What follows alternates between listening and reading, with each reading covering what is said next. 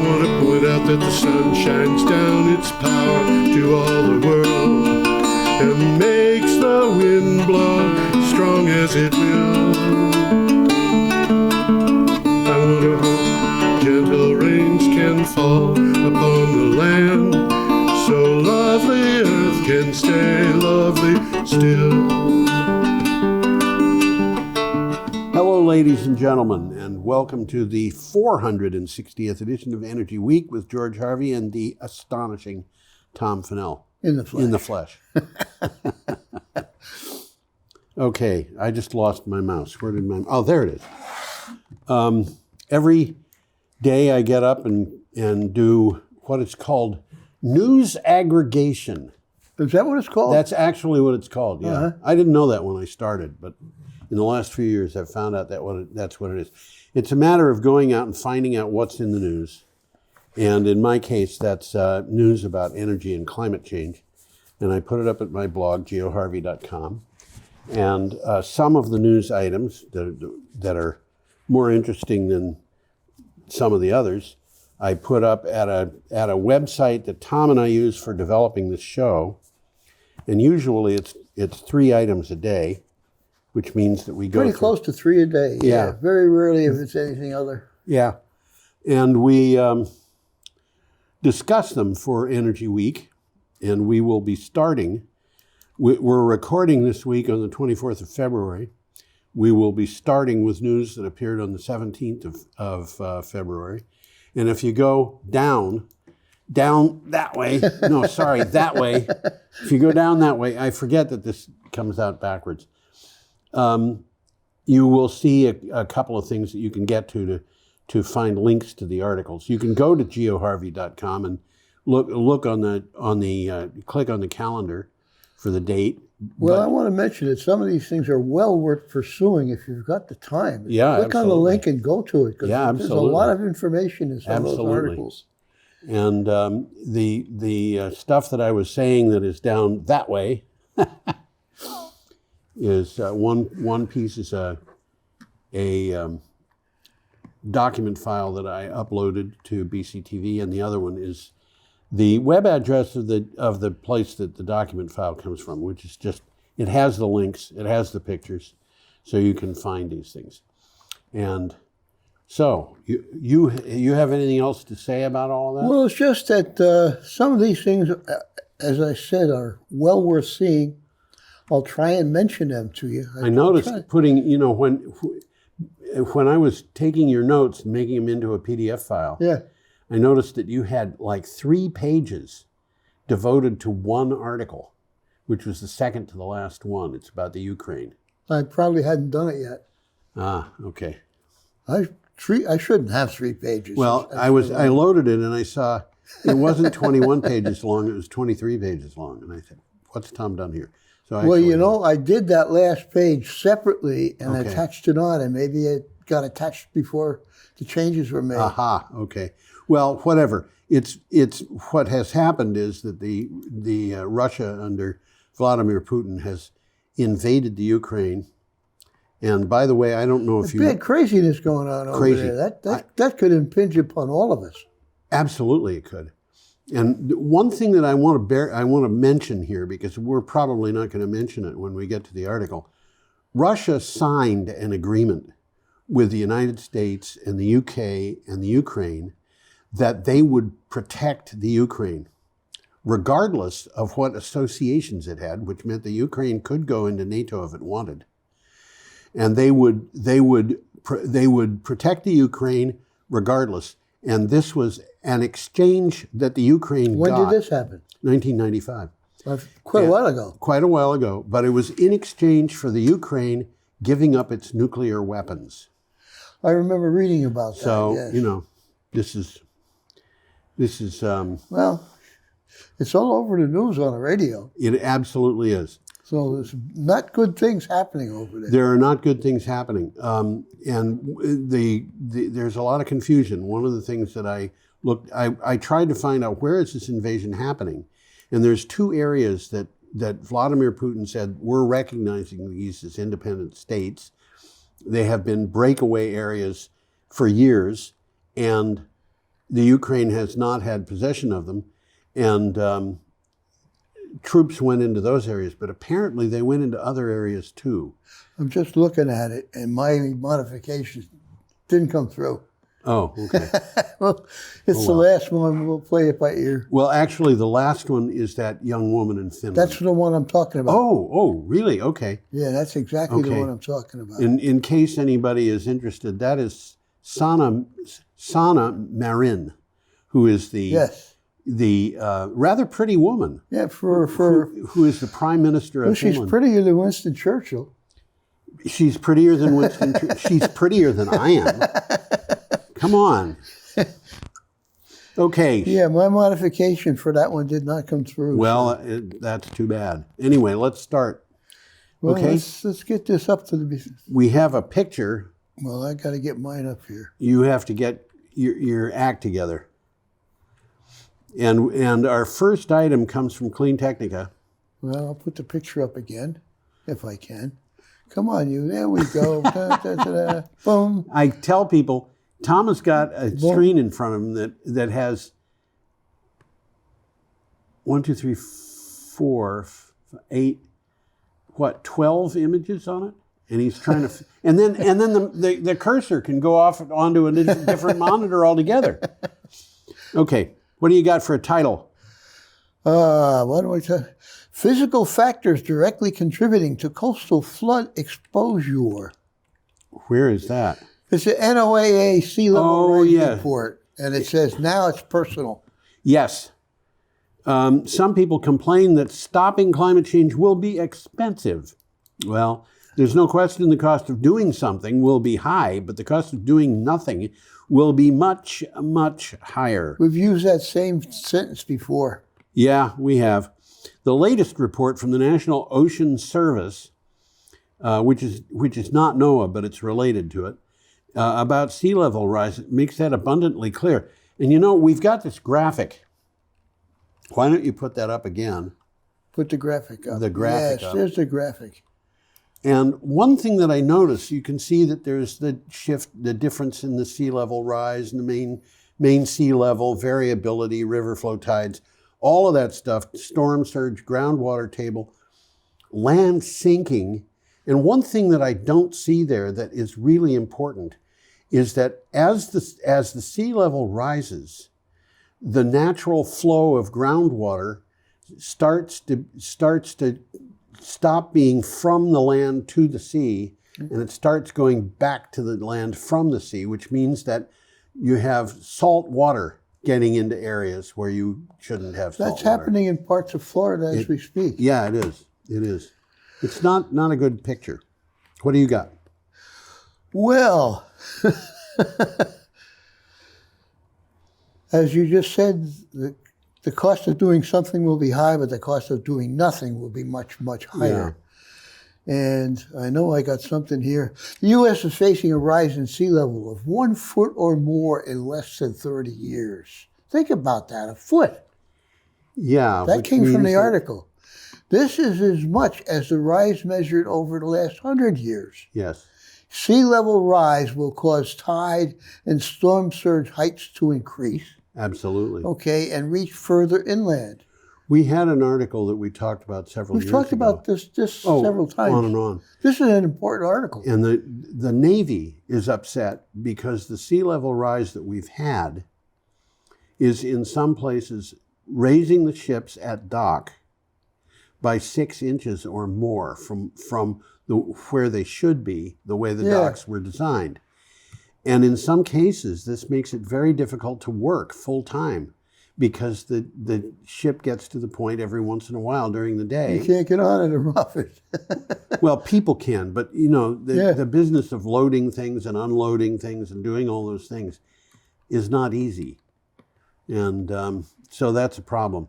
Well, it's something people should worry about more than they are, I think. I think that's true. Oh, yeah, well, you know, absolutely. It's all right. If I don't do anything, it's all right, you know, and it's not all right. Yeah, well, it's basically, in a nutshell, we got to stop burning things. Yeah, we have to stop burning things. And here are a couple of people. I'm going to go into the next article. Well, let's see what they look like. Yeah, it looks like one a couple of them people looks to like me. Charlie Baker. Boy, he does. He's a spitting image. Yeah, he is pretty close. And the other one is Ignacio Galan. And this is from Renews. Iberdrola, the company, makes a $10 billion U.S. offshore wind pledge.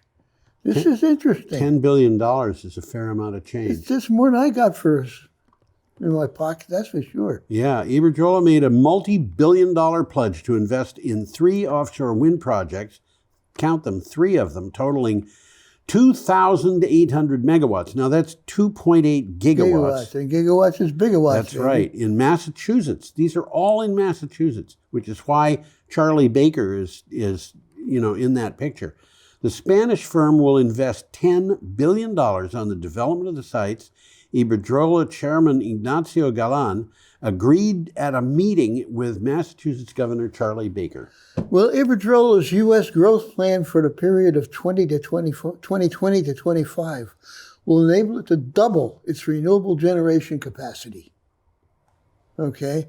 Iberdrola is also developing an interconnection line with a capacity of 1.2 gigawatts, that's about half as much, to transport hydropower from Canada. Okay. Today, Iberdrola's projects will meet 35% of the Massachusetts electricity demand. This is from a Massachusetts publication. Yep. And Iberdrola is promoting the installation of this is very interesting, a submarine cable factory in the state on its home of a former coal-fired power plant. Well, that's, So they're going to be making the cables there as well. That's right. Which makes sense because the cables... Well, it does. There is a submarine cable factory in New Hampshire. I didn't know that. Yeah. Okay. Yeah. Okay. We are moving along. We have an item from CNN and a picture of a gas station. Let's see if I can't get that one up. Bingo. That's a dark gas station. Pretty picture, though. Yeah, it is. This is the smallest gas station I think I've ever seen. You know, it used to be that farmers would have gas pumps at their barns. Yes, it was. And that looked like the kind of thing. Yeah. Okay, as I said, CNN, what do you have for a title for the article? I'll have to check and look. California gas prices just hit a record high. $5 gas could come soon. Well, I think $5 gas has already come. Gas it's awful close to it in California. Absolutely. I saw a picture of it over $5, but that might have been just an exceptional case. Gas in California hit a record high of $4.72 a gallon. It's close anyhow. On average. Yeah. On Wednesday, and experts say that a whopping $5 a gallon will likely be the norm in a matter of months, if not sooner. As things stand right now, Tom, it looks like sooner. It could happen today. It could happen today. It may have happened already. Yeah. I mean, we saw the price of crude oil going over $100 a barrel. So, okay. Part of the reason for that is because of the switch away from fossil fuels. Part of the reason is because the Russians invaded the Ukraine. Yes, it is. So, anyway. Well, the U.S. national average, as of the printing of this, is $3.51 a gallon. So they're getting there. Some of the factors behind the record prices could affect U.S. gas costs nationally. Do you remember gasoline costing less than 20 cents a gallon? Yes. Yes. I think the Troy City Garage when I was in college had $17.9 or something. Really? Like that. Yeah.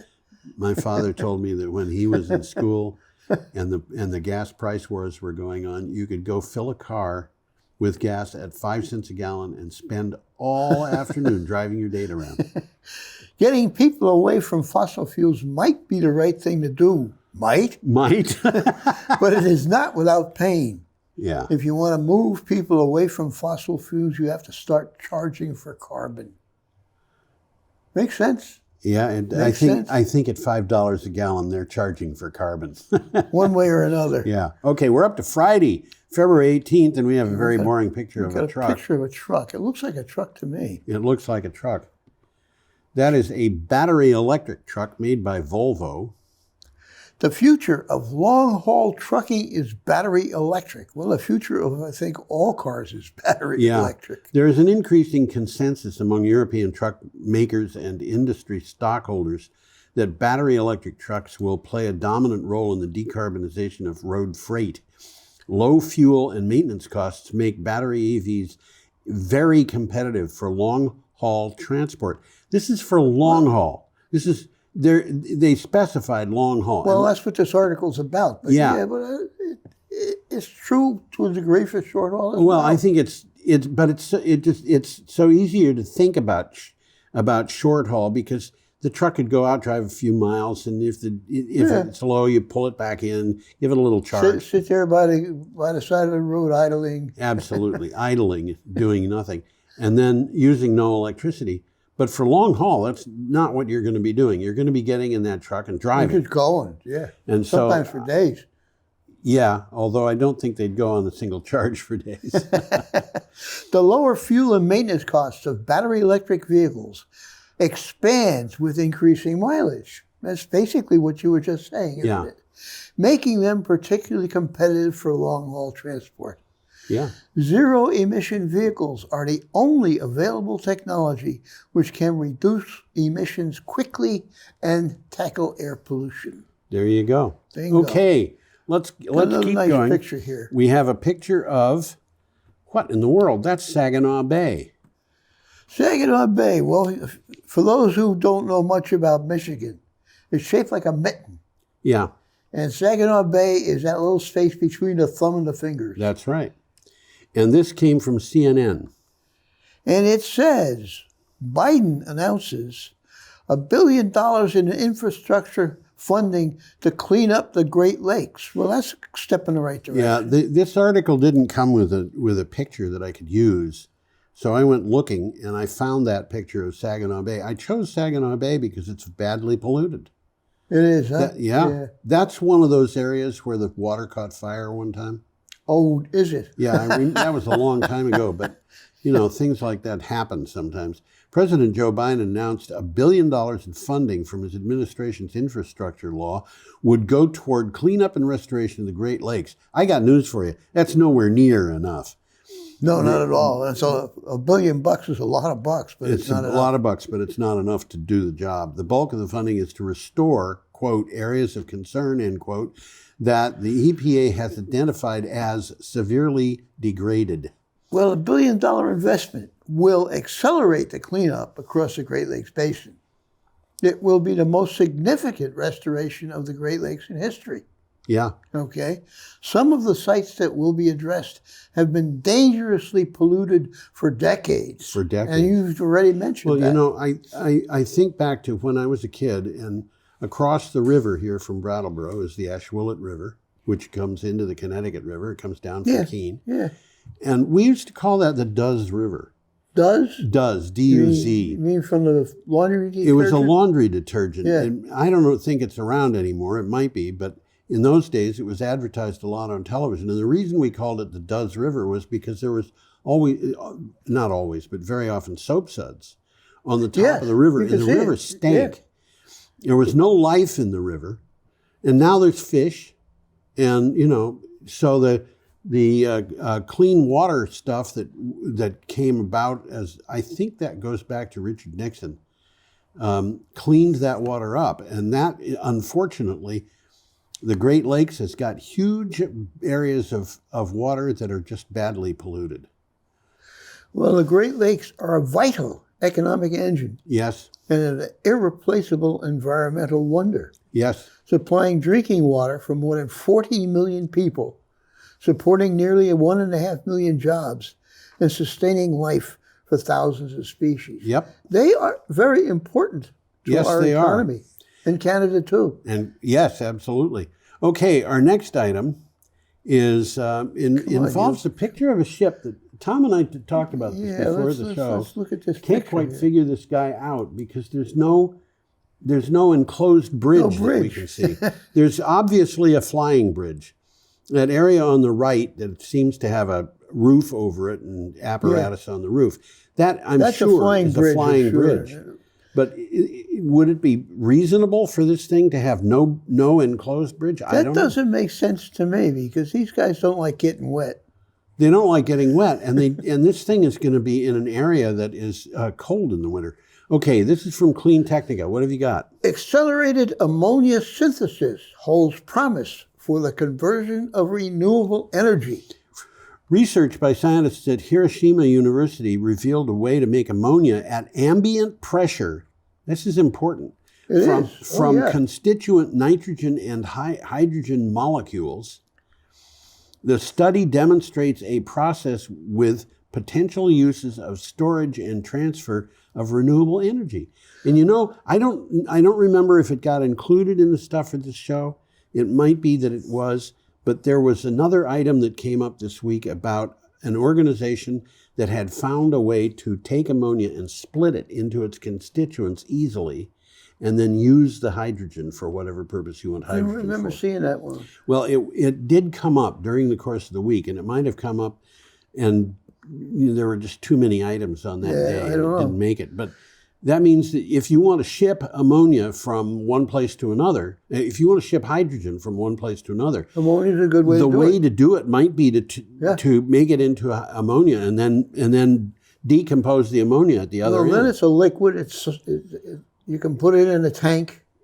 Ammonia is hydrogen really easy is hard to capture. Hydrogen is hard to capture. It's hard to store. Yeah. It's so light that if you put it into a it'll sneak out of a steel container. Yeah. Going right through the molecular structure. Yeah. And if you want to ship it as a liquid, well, you got to be like 400 degrees below zero. I forget what the boiling point of this stuff is, but it's not easy. No, you're going to spend a lot of energy keeping it cold. Either that or you just let it boil away. Yeah, one way or another, yeah. One way or the other. Okay. Well, ammonia has recently been recognized as an outstanding energy carrier molecule. This is basically another word for what you were just saying. However, the use of ammonia in renewable energy applications has been limited by processes available to synthesize it. Yes. Which require high temperature and pressure. Well, in this article is about you don't need that anymore. Okay. The new process relies on a network of resources such as sun and wind at ambient pressure and temperatures below 400 C. Below 400 C. Okay. 400 C is kind of warm. Okay, we're up to Saturday, February 19th. We've got a picture here of lithium extraction. This is kind of exciting, actually. Lithium extraction from Hot Brine. There was an article that I was reading recently about extracting lithium from seawater. From seawater, huh? Directly from seawater, and there's an organization that has found a way to do that. Yeah, they say that it's economically feasible, but this is not. This is just getting it out of hot brine. Well, what it tells us is, can a Salton Sea geothermal field in California power our EV revolution? Can I ask you a question, Tom? Yeah. The Salton Sea, is it a sea? It's a lake. It's a large lake. Yeah. It's a basin, really, because for centuries, the Colorado River has been dumping there. Yeah. And it was much bigger just in the last century than it is now because California growers have been siphoning water away from the source of the Salton Sea, which is the Colorado River. Yeah. Okay. So they've been taking the water before it got to the Salton Sea. Yeah. So the Salton Sea used to be much bigger than it is now. But it's still a whole load of briny sand. Briny, yeah. And that's a trick, too, because it's hard to use brine unless you're going to get lithium from it or something like that. You don't exactly put brine on your cornfield. Okay, this is from Clean Technica. The Salton Sea geothermal field in California may hold enough lithium to meet all U.S. battery needs with enough left over to export some. That's interesting. But can it be extracted in a sustainable and environmentally friendly way? Well, that's a good question. How long will the resource last? That's another good question. Well, a Salton Sea geothermal system, which is the sea itself and its surroundings, is the primary potential geothermal resource for lithium in the United States. And it's a world-class resource. And with battery cars, lithium in the batteries, this is becoming more and more important every day. Yep. Okay, our next item is from CNN, and this picture, Why don't you put the picture up there? I'm trying to get it up. There you go. There we go. That yellow thing that goes across the middle of the picture is a barrier. That's the Mose Barrier.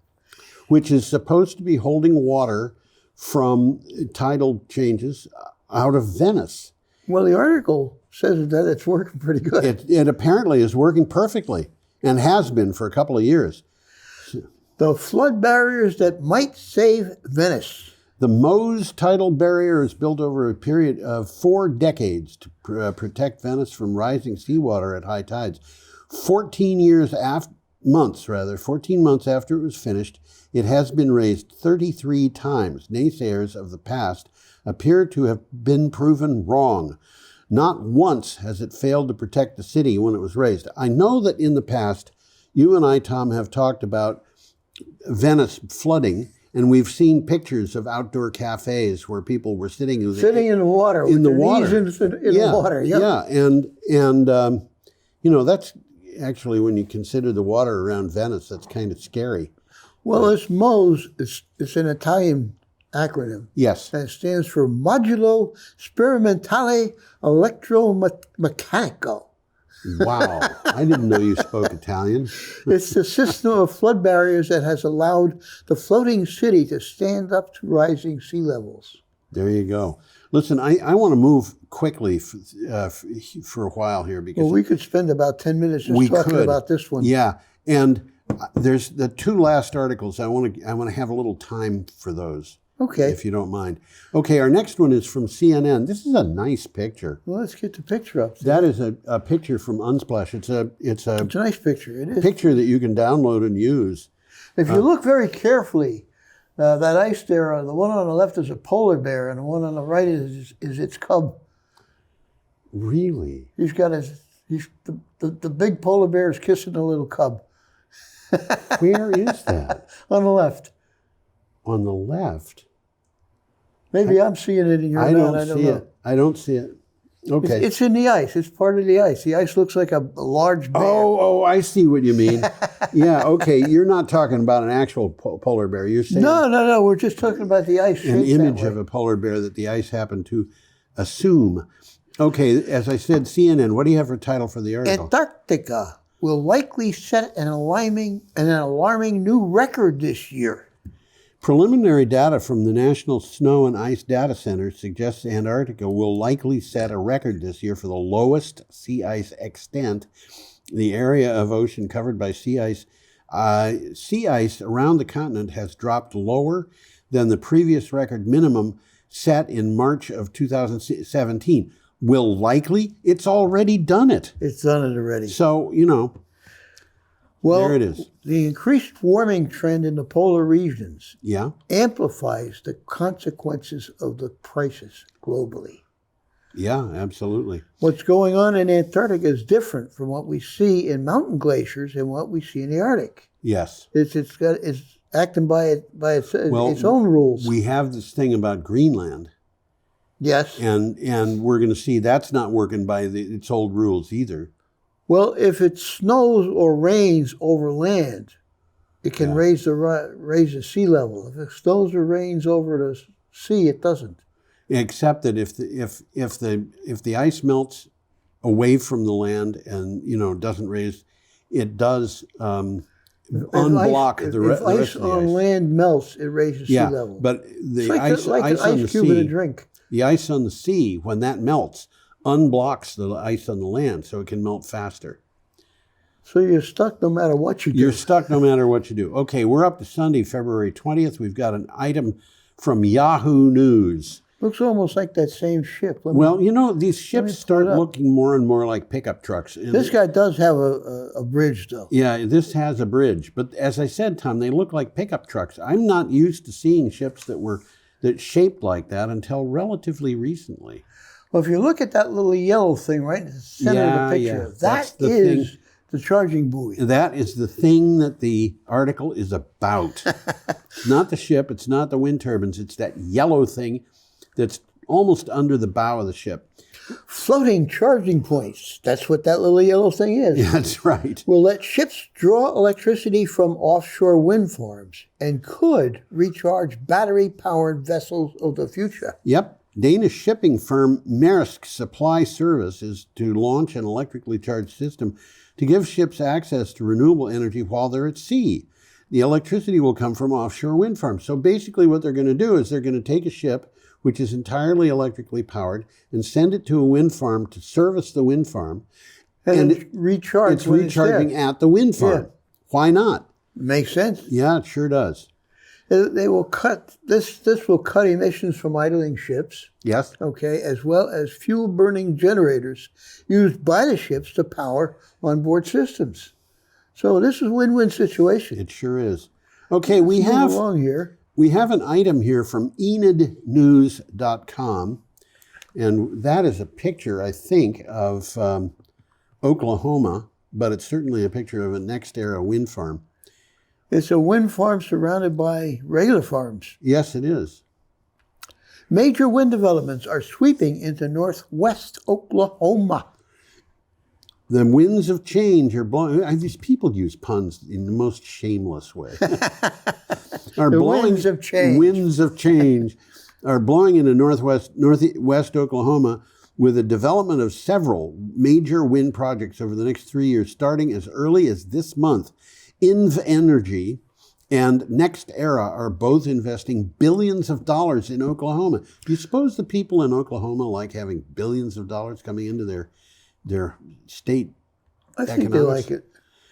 I've talked to a lot of people out there. Depends on what the billions of dollars are doing. Yeah, I've talked to a lot of people out there who live near or in wind farms, because these wind farms can be bigger than a county. Oh yeah, they can. And be they have large. towns inside them, and I have not found anybody who disliked them. I talked to a woman who was the head of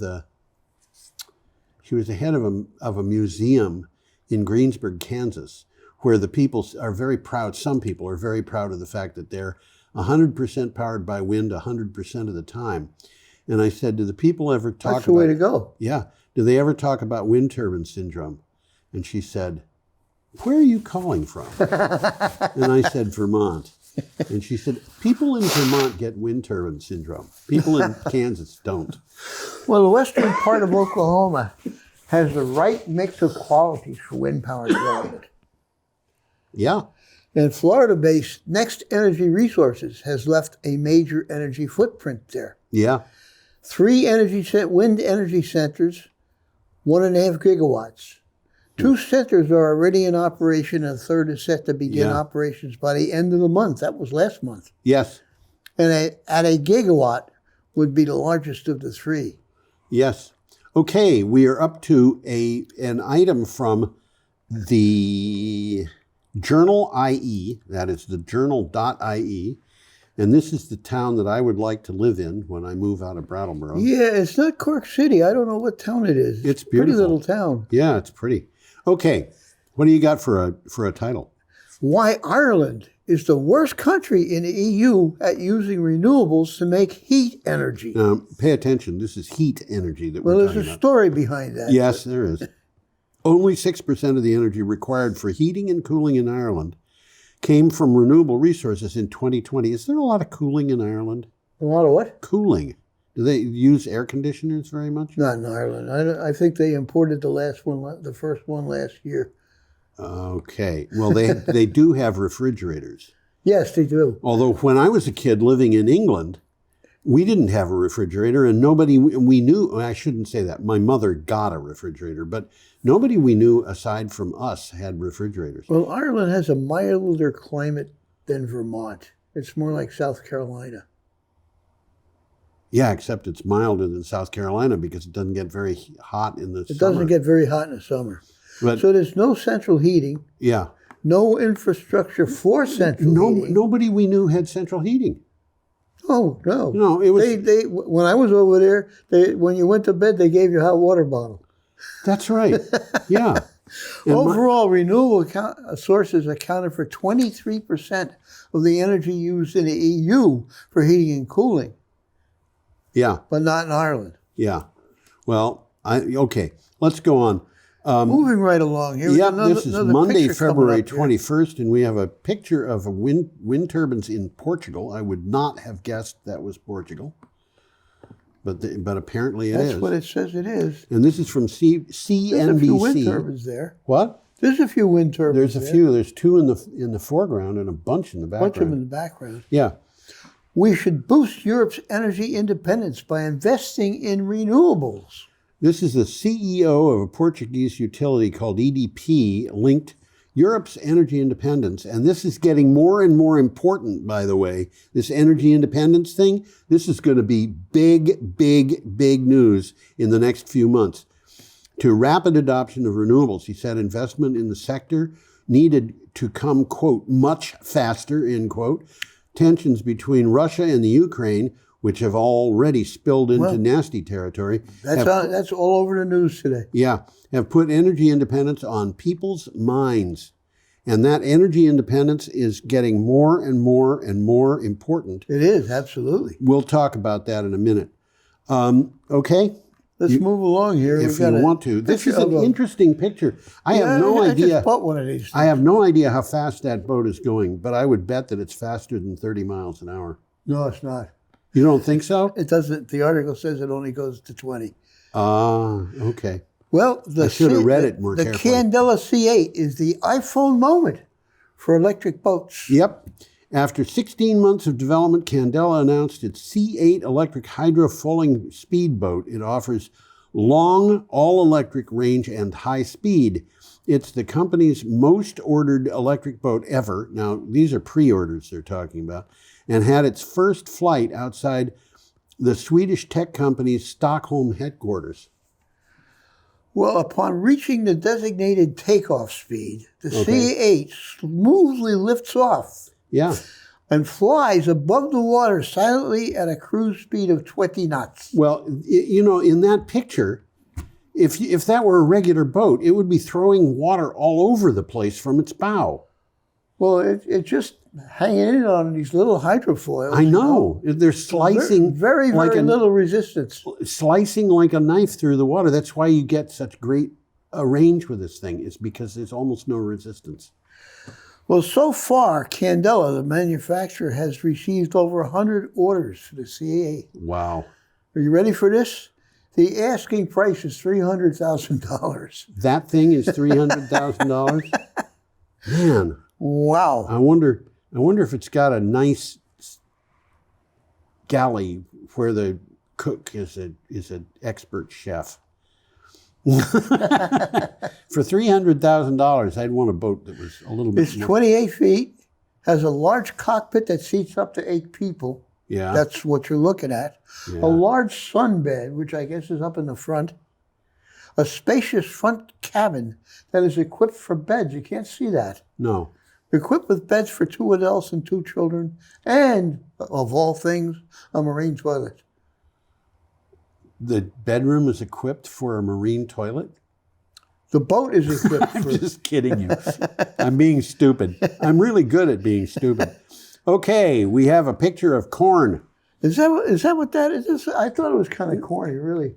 Yeah, if you had shown me that and said, what is that? I think my first guess would have been corn. Okay, Clean Technica, what do you got for a title? Is corn-based ethanol worse than gasoline? Whoa. New study says yes. Whoa.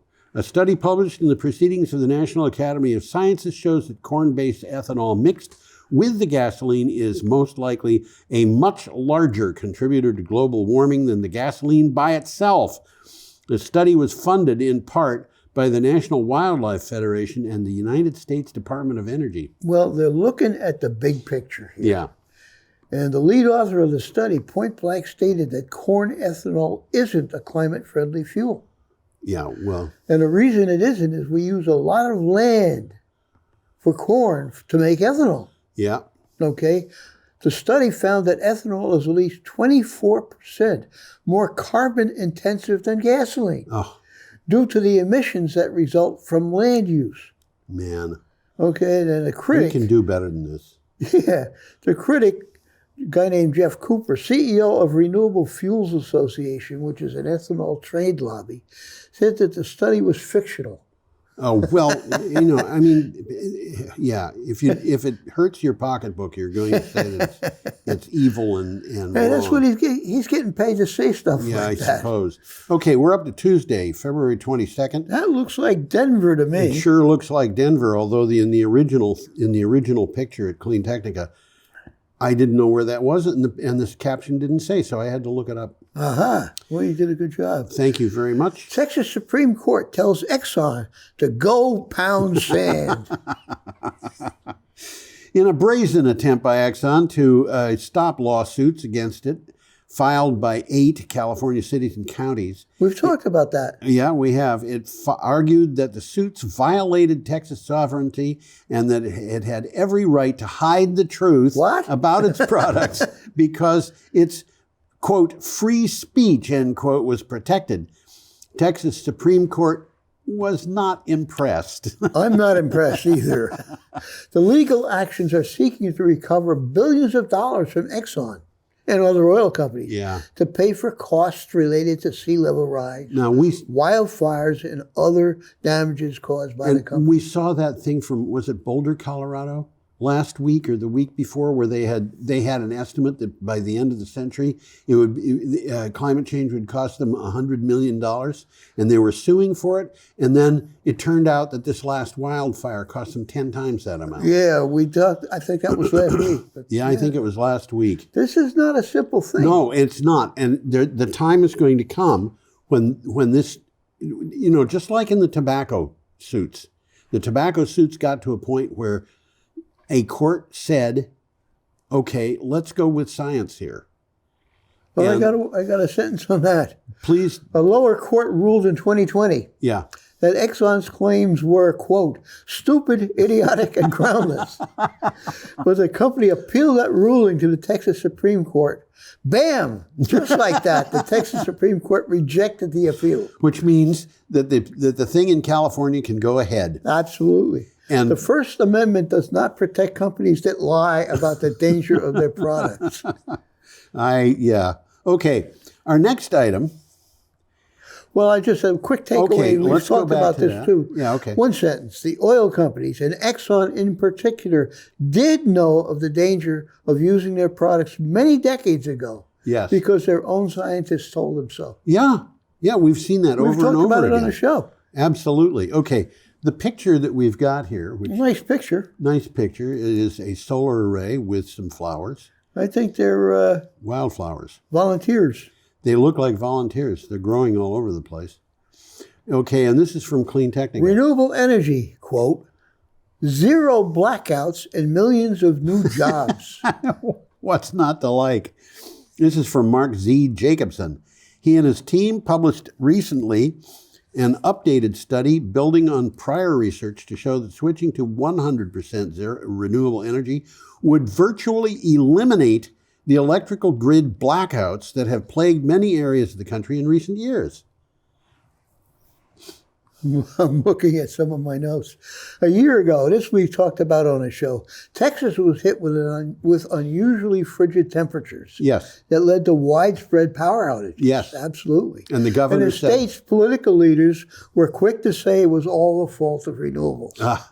Those renewables. Because many wind turbines froze. Yeah. They failed to mention, however, that the turbines froze because the state's grid operator failed to make the turbines freeze-proof in order to save money. And a few other things. They have 3 nuclear reactors, and one of them failed because of the cold. Well, the pumps weren't working. The pumps weren't working. Yeah, okay. You've got something that's so complicated that nobody knows everything that's going on in it, and a pump freezes. And then the next thing you know, you've got a cascading failure where some liquid isn't moving, and all of a sudden you have to shut it down. This came from the article, that's worth saying. Devices powered by electricity are much more efficient than their fossil fuel equivalents. Okay, I actually went out looking for this. This is a good picture. Because I thought this was a junkyard, and it's not. I wanted Tom to see this, but I want everybody to see it. Let's put this picture up. I'm trying to do that.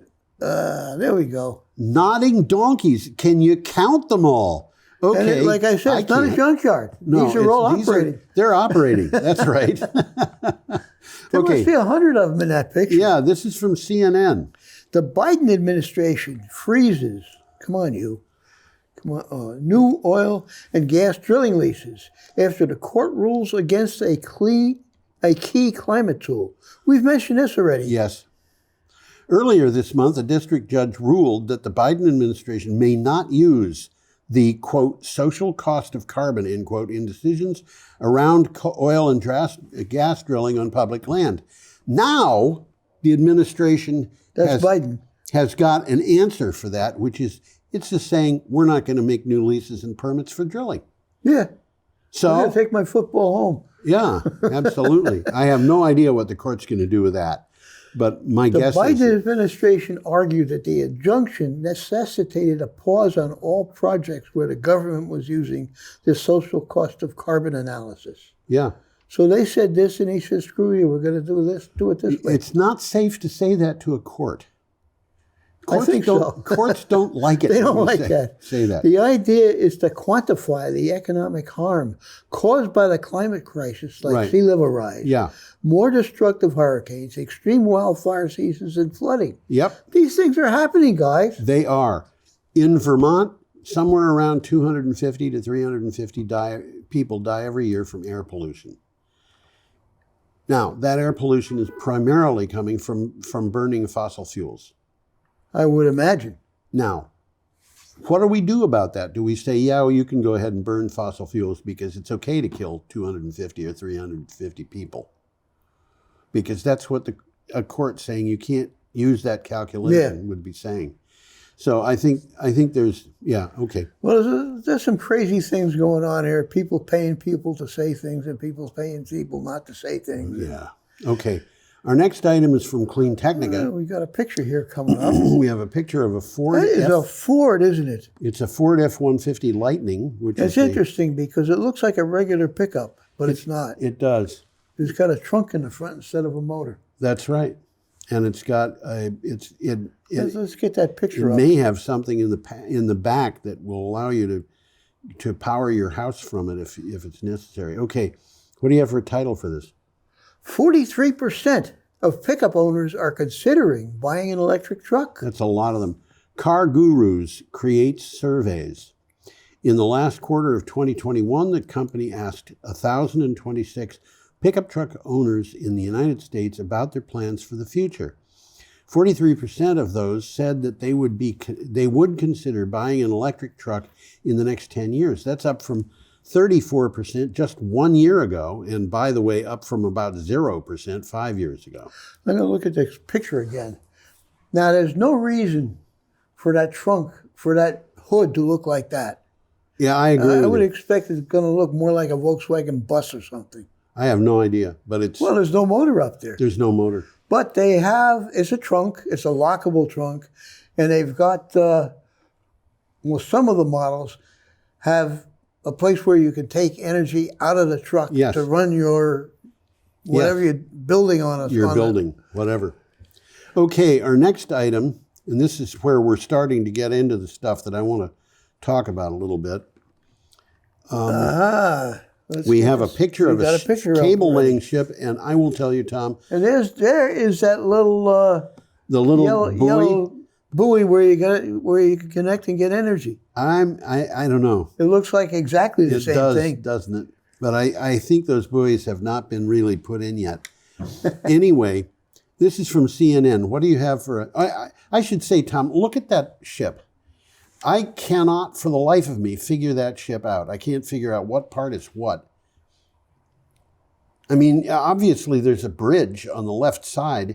Is the bridge in the stern or is it in the bow? I don't know. There's a thing on the other end. There's a bridge at either end, really. There's a thing at the other end that looks like it might be a helicopter pad. It's a helicopter pad. But all that stuff that's in between, obviously there's cranes. But look at, I mean, there's open water under that thing. That I can't figure out why. I can't figure it out. Okay, what do you got for a title? Germany halts Nord Stream 2 and Russia responds with a stark warning. Okay. And they're talking about that today on the radio. Yeah, that's right. Russia has invaded the Ukraine. Yeah. It's very unclear to me what is actually happening, because some places say, well, they're just moving into those two areas that they had already said were independent, and not part of the Ukraine. But it looks like they've gone into other parts. They have been bombing places hundreds of miles from any, they're going deep into the Ukraine and bombing things. And let me read this. Germany said it was halting certification of the Nord Stream 2 gas pipeline following Moscow's actions in the eastern Ukraine. Dmitry Medvedev, deputy chairman of Russia's Security Council, warned after Germany's announcement that prices in Europe would skyrocket. Now, I have a comment about this. Yeah. People don't realize how scared Vladimir Putin is and how weak he is. I guess not. No. Just think about this. Germany gets 10% of its energy from Russia.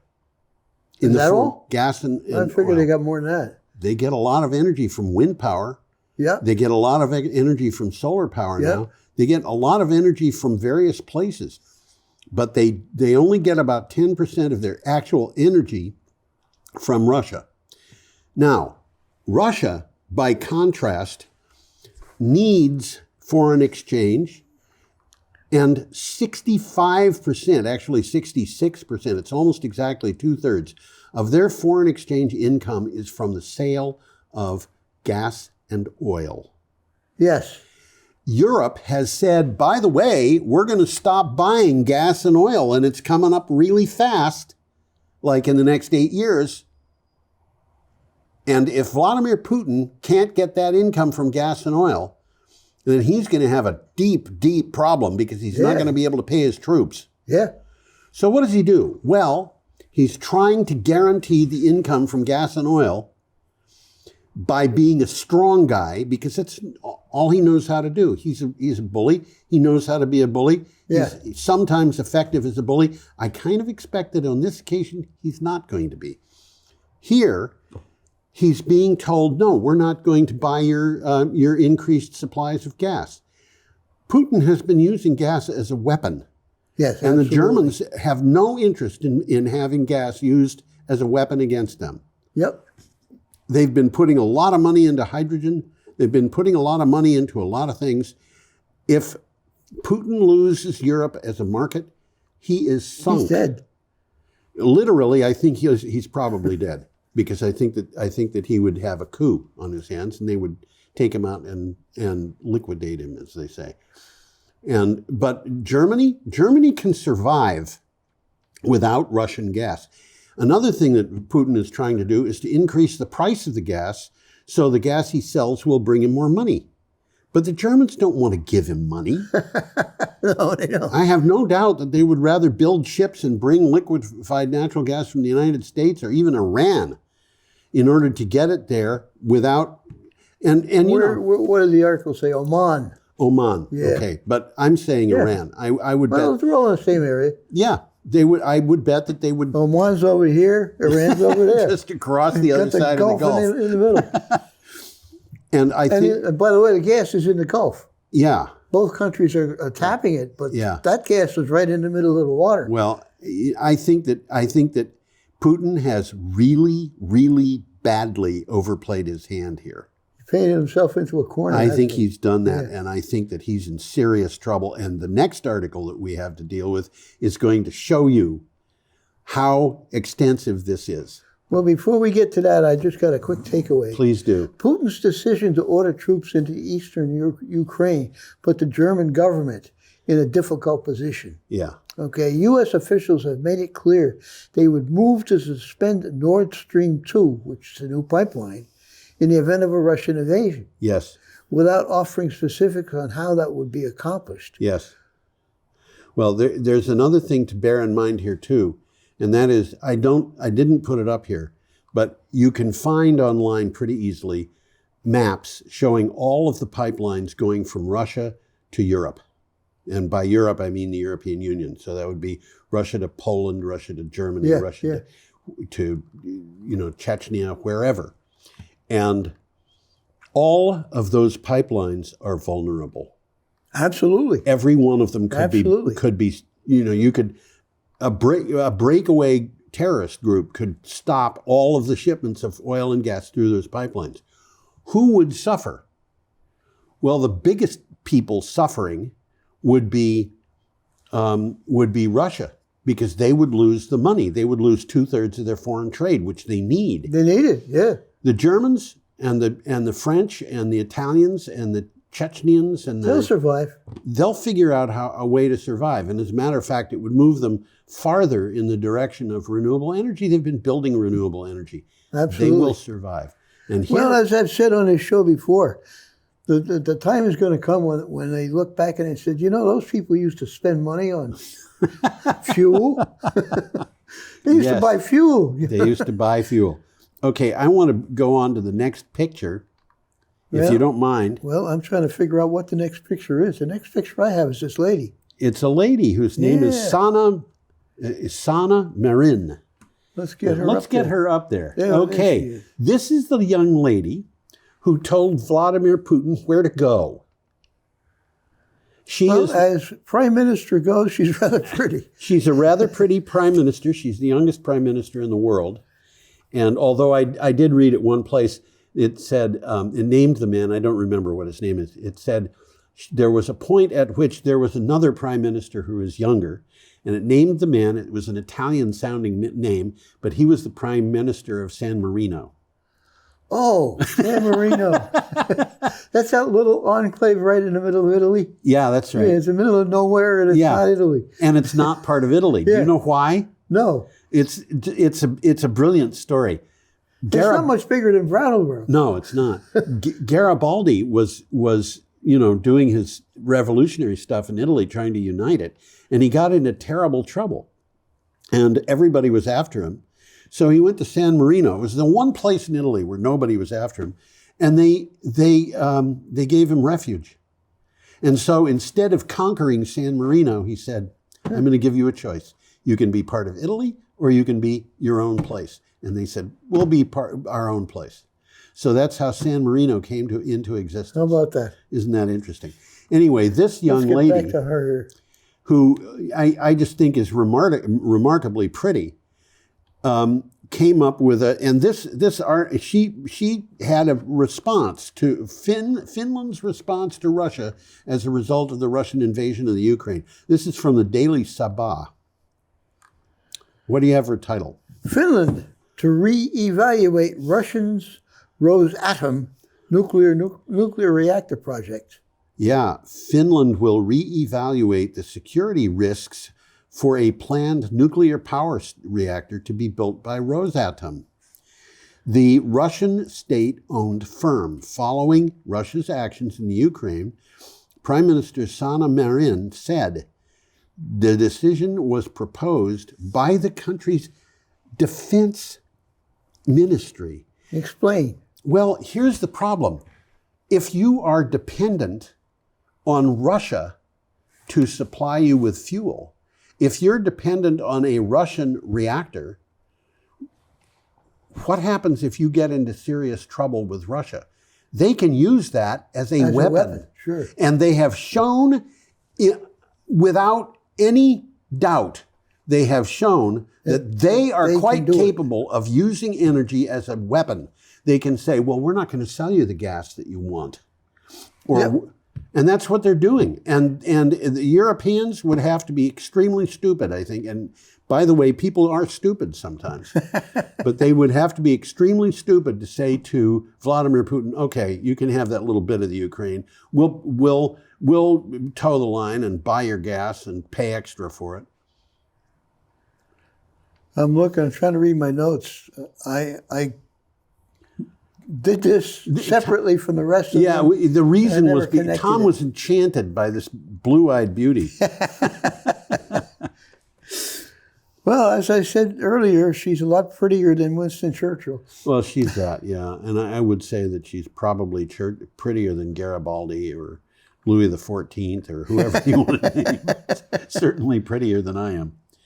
Okay. Well, that's about it. That's about the end of the show. Covered.